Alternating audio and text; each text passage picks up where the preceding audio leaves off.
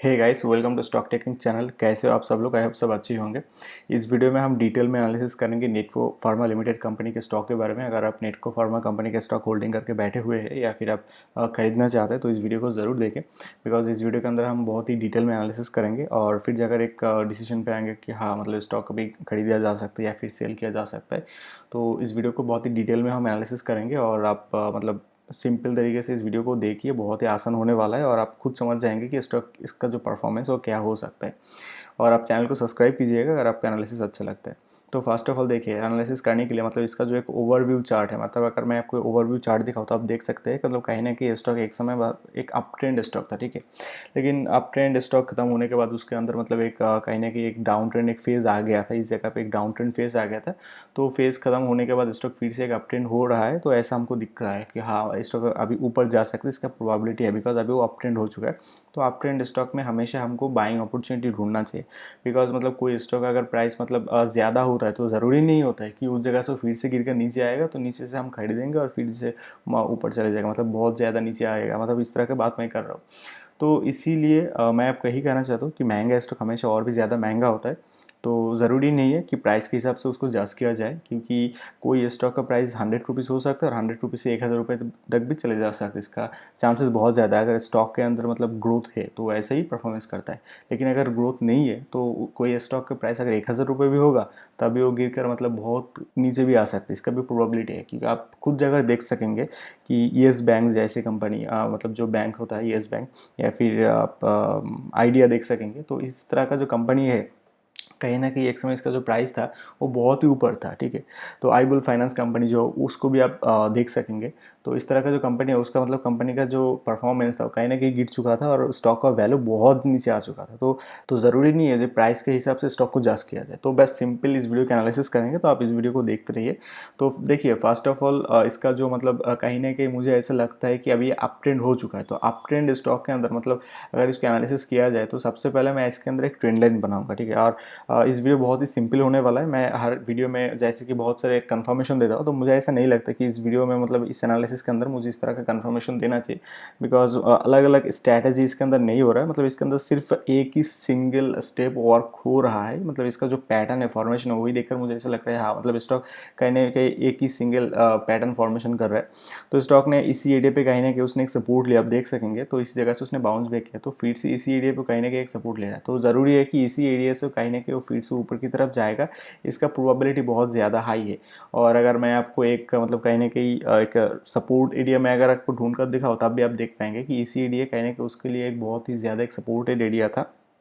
तो स्टॉक इस support area से मतलब अभी पुल बैक खत्म हो चुका है, स्टॉक अभी ऊपर जा सकती है, ऐसा मुझे लग रहा है। और अगर मैं आपको एक मतलब एक नॉर्मल सेकेंडरी ट्रेंड लाइन भी बना के दिखाऊँ तब भी आप यहाँ पर देख पाएंगे कि सेकेंडरी ट्रेंड लाइन के हिसाब से भी स्टॉक ने कहीं ना कहीं उसने इसी एरिया पे उसने एक सपोर्ट लिया था, ठीक है। फिर से इसी एरिया पे एक सपोर्ट लिया, सपोर्ट लेकर मतलब कहीं ना कहीं इसी एरिया से वो ऊपर जा सकता है। ऐसा लग रहा है कि हाँ, स्टॉक अभी इस जगह से ऊपर जाएगा। लेकिन सेकेंडरी ट्रेंड लाइन मतलब कहीं ना कहीं हमेशा फॉलो नहीं करती, इसलिए जो मेन प्राइमरी ट्रेंड लाइन है वही उसी को ही हमको देखना चाहिए। तो प्राइमरी ट्रेंड लाइन के हिसाब से हाँ, स्टॉक अभी ऊपर जा सकता है, इसका प्रोबेबिलिटी बहुत ज़्यादा हाई है। तो अगर आप स्टॉक को खरीदना चाहेंगे तो आप स्टॉक को मतलब बेझिझक खरीद लीजिए, तो स्टॉक बहुत ही अच्छा है। और देखिए, कभी कभी ऐसा हो जाता है कि अच्छा अच्छा स्टॉक में मतलब गिर जाता है, ठीक है।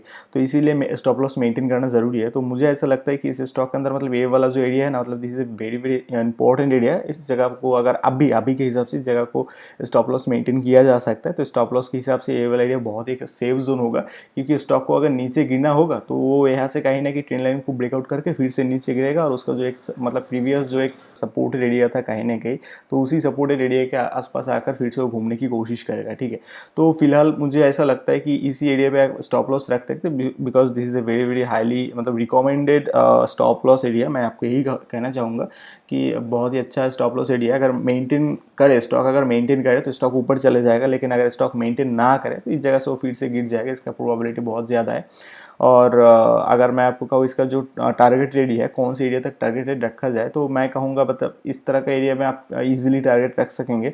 लेकिन मैं आपको कुछ और भी दिखाना चाहूँगा। आप देखिए, मतलब कोई भी स्टॉक सिर्फ स्टॉक देख कर नहीं, देखिए स्टॉक का जो पैटर्न है ना, मतलब उसका जो चार्ट फॉर्मेशन है, उस चार्ट फॉर्मेशन देखकर एक आइडिया लग जाता है कि हाँ, स्टॉक का जो बिहेवियर हो, किस तरह का बिहेवियर हो सकता है। तो आप यहाँ पर देख पाएंगे कि उसने जब भी मतलब उसने एक मतलब हाई बनाया या फिर हाई बनाने की कोशिश किया, तो उसका जो प्रीवियस जो स्विंग था वो हमेशा उसका प्रीवियस स्विंग को मतलब क्रॉस करके ऊपर जा रहा है। ये वाला स्टॉक में आप देख पाएंगे कि उसका प्रीवियस जो स्विंग था कहीं ना कहीं क्रॉस करके ऊपर जाने की कोशिश करते हैं। तो ऐसा एक प्रोबेबिलिटी है कि हाँ मतलब स्टॉक इस बार भी जब हाई बनाएगा तो वो और भी ऊपर चले जाएगा, लेकिन इसका मिनिमम जो टारगेट है वो 8% टारगेट मैं आपको कहूँगा। लेकिन ये और भी ऊपर जा सकता है, 15% 20% तक भी ऊपर जा सकता है। प्रोबेबिलिटी है कि स्टॉक बहुत ही ऊपर जाएगा, बिकॉज उसका जो पैटर्न फॉर्मेशन है, पैटर्न फॉर्मेशन को देखकर ऐसा ही लगता है हाँ मतलब जब भी वो हाई बनाता है तब भी बहुत ऊपर जाता है। और इसका जो रिस्क रिवॉर्ड कैलकुलेशन के हिसाब से अगर मैं आपको कहूँ तो आप देख पाएंगे कि इसका जो टारगेटेड लेवल है मतलब वो बहुत ही ज़्यादा है, और इसका जो स्टॉप लॉस है वो बहुत ही कम है। आप देख पाएंगे कि स्टॉप लॉस अगर इस जगह से भी खरीदे तब भी आपका जो स्टॉप लॉस होगा वो अप्रोक्स मतलब 30 रुपये के आसपास आपको स्टॉप लॉस रखेंगे। तो ये वाला मतलब बहुत कम स्टॉप लॉस है उस हिसाब से। तो मैं यही कहना चाहूँगा कि आप स्टॉक को खरीद सकते हैं। और देखिए एनालिसिस हमेशा मतलब कॉम्प्लिकेटेड नहीं करना चाहिए, बिकॉज हमेशा कॉम्प्लिकेटेड चीज़ मतलब सक्सेसफुल होता है ऐसा नहीं होता, ठीक है। बहुत सिंपल तरीके से भी एनालिसिस हो सकता है, और एनालिसिस करने के अलग अलग सिस्टम है, अलग अलग स्ट्रैटेजी है। कभी कभी मतलब उसका चार्ट का जो फॉर्मेशन है, फॉर्मेशन देखकर पैटर्न कौन सी फॉलो करेगा वो भी हमको जज करना चाहिए, ठीक है। और बस मैं इतना ही कहना चाहूँगा, अगर आप बिगिनर्स हो और अगर आप स्टॉक मार्केट के बारे में सीखना चाहते हो तो आप मुझे पर्सनली कॉल कर सकते हो। मैं पर्सनल भी ट्रेनिंग प्रोवाइड करता हूँ, बहुत ही at a very reasonable amount में मैं ट्रेनिंग प्रोवाइड करवाता हूँ। क्योंकि देखिए जो बिगिनर्स लोग हैं मैं उनके लिए कहना चाहूँगा कि मतलब सिर्फ स्टॉक एनालिसिस आप देख तो रहिए, मेरा वीडियो देखिए या फिर कोई और का वीडियो देखिए, कुछ भी आप देख सकेंगे, लेकिन जब आप खुद एनालिसिस नहीं कर पाएंगे तब आप कभी भी प्रॉफिट नहीं बना पाएंगे। क्योंकि मैं तो यहाँ पर दिखा रहा हूँ, लेकिन कभी कभी ऐसा मूव आ जाता है, ऐसा समय आ जाता है कि अगर स्टॉक के अंदर मतलब बहुत ही स्ट्रॉन्ग मतलब एक फेज आ जाता है तो आप उसके अंदर एंट्री भी नहीं ले पाएंगे। तो बहुत सारे ऐसे समय आ जाता है कि लाइव मार्केट के अंदर जो एक्सपीरियंस होता है वो अलग तरह के एक्सपीरियंस होता है।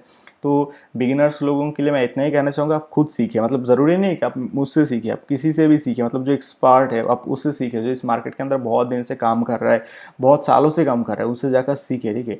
तो बस मैं इतना ही कहना चाहूँगा, अपना ख्याल रखिएगा, अपना फैमिली का भी ख्याल रखिएगा। Take care.